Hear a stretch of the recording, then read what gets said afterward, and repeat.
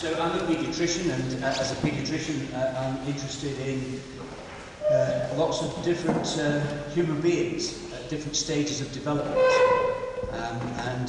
My own particular interest is children who have brain damage and the difficulties they have swallowing and the malnutrition which comes from that.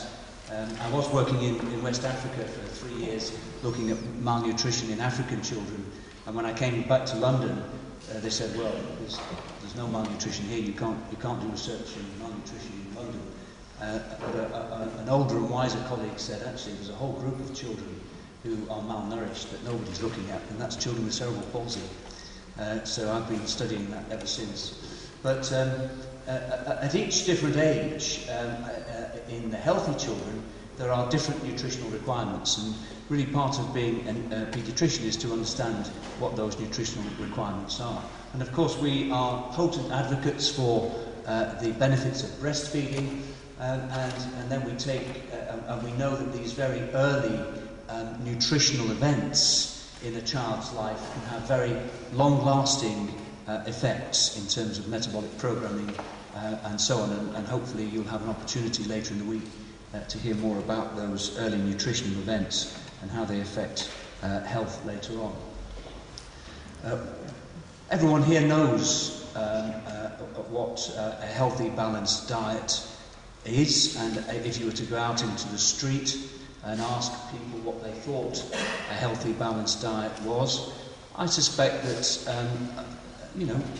a large number of people would be able to list the things that are on here, that plenty of fresh fruit and vegetables, starchy foods rather than refined carbohydrates, not too much dairy products, but a balanced amount in the diet, and good sources of protein, meat, fish, eggs, beans, lentils, etc., for those of you vegetarians amongst us.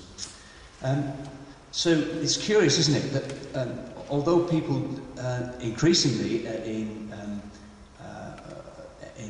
more educated Western societies know what constitutes a good diet, they don't eat a good diet, and I suspect many of us around this table know what a good diet is, but if we actually looked at our diet, we'd probably find room for improvement, should we say.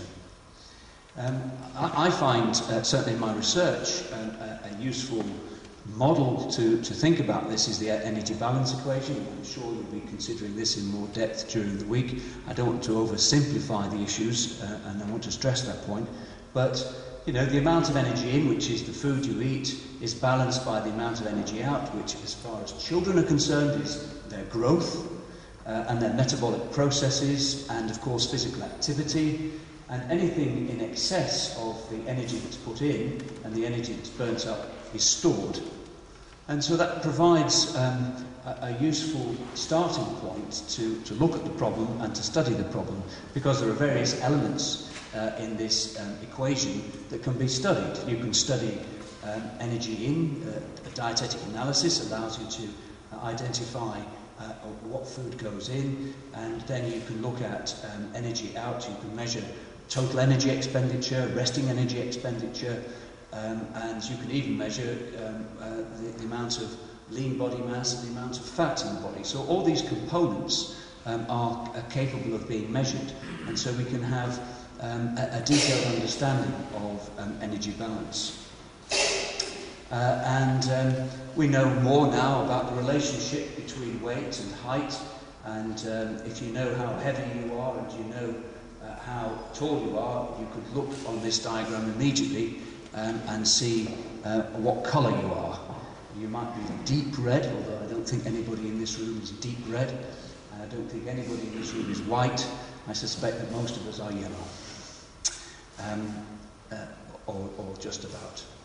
So it's useful to know what constitutes overweight, fat, or very fat. But what we've seen, and this will be closer to the subject of this week's discussion, what we're seeing in relatively recent times, I mean, on a cosmic scale, this is a blink of an eye. We're in the middle of an explosion of increasing prevalence in overweight children in this country, and there's a lot of data to show that. over the past few years, with projections of this increasing considerably. So why does this happen? Is it all in the genes? No. Some of it may be, and no doubt we'll be talking about the thrifty gene later in the week. I hope you are. And if you're not, make sure that by the end of the week somebody's talking about thrifty genes. I suspect you'll be talking about thrifty genes. So we know where this little fellow's heading, don't we? If things don't change for him, the environment that he's living in, the influences that are impinging on him, are highly likely to make him a bit like his dad when he grows up a bit. So how are we going to intervene at this level to stop this happening?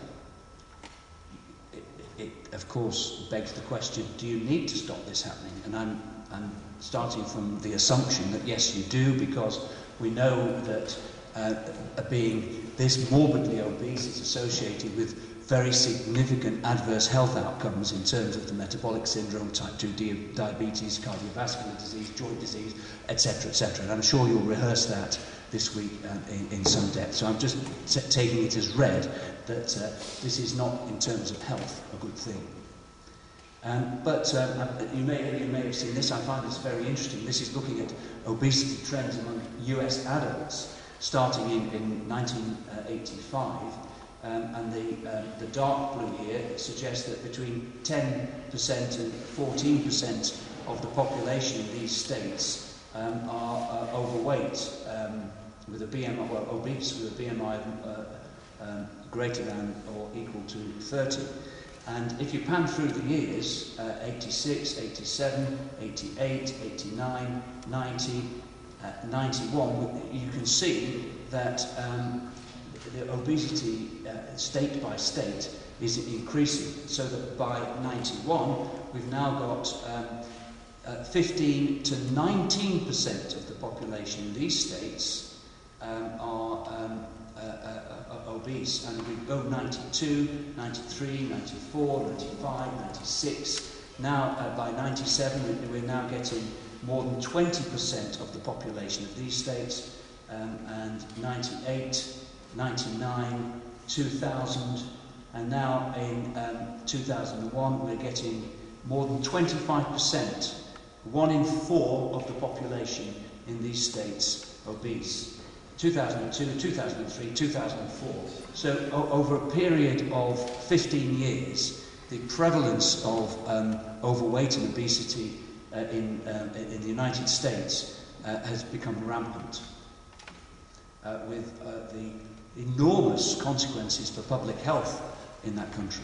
And of course, we've got very, very good data from the States, and what's happening in the States is happening everywhere else too. It's happening in Australia, it's happening in this country, and it's happening in France, and it's happening in Germany, and it's happening in Eastern Europe, and it's happening everywhere. It's also happening in the developing world, but we'll come back to that.